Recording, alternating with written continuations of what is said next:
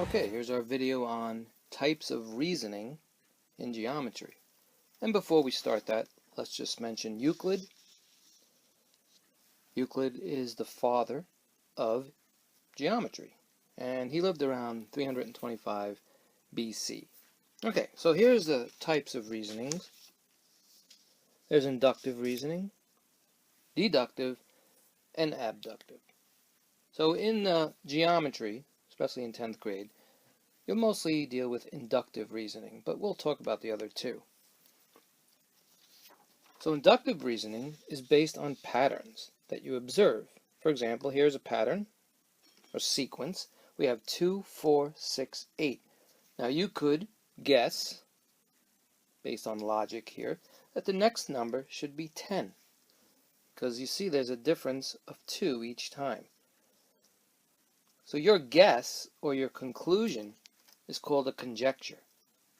So again, inductive reasoning is based on patterns you see. There's also deductive reasoning. So with deductive reasoning, you start with a theory, right? And then what happens is you're working toward an observation. So it starts with theory and works to observations. Whereas in inductive reasoning, you started with observations and you worked up to a theory. Okay, so let's look at an example of deductive reasoning. So again, with deductive reasoning, we start with a theory and we work our way down to an observation. So here we have a theory: all living things need energy. That's our premise. Our next premise, we say Bob needs energy.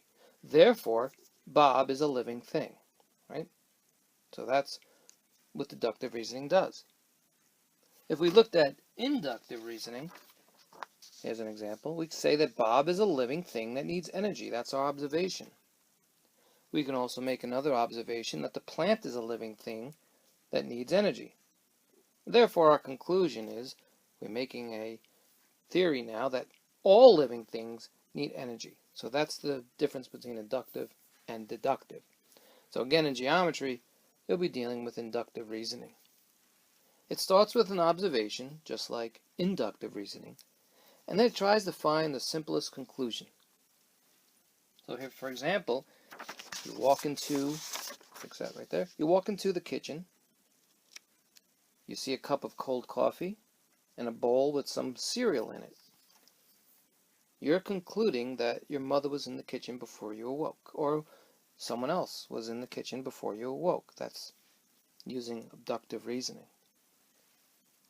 Now, let's see if you can see what type of reasonings these are. Let's say I walked by the dog 3 times today, and it tried to bite me. Every time I walked by the dog, it tried to bite me. So I'm concluding now, if I walk by the dog today, it will bite me. What type of reasoning would that be? Well, we're doing an observation, and we have this number here, 3. So we've done the observation more than once. This is inductive reasoning. You're seeing a pattern, and the pattern is the dog bites. What about this reasoning? All plants need sunlight. The African violet is a plant.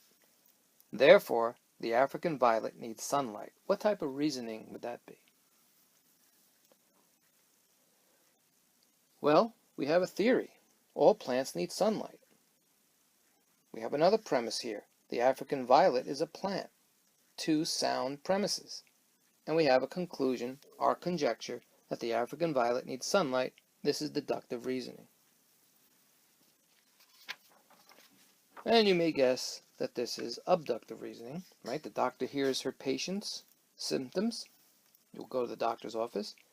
It includes shortness of breath on cold days, and when you exercise, these are the symptoms that you get. So the doctor says it's asthma. The doctor is making a conclusion, the simplest conclusion, based on an observation. So this is abductive reasoning. So those are the 3 types.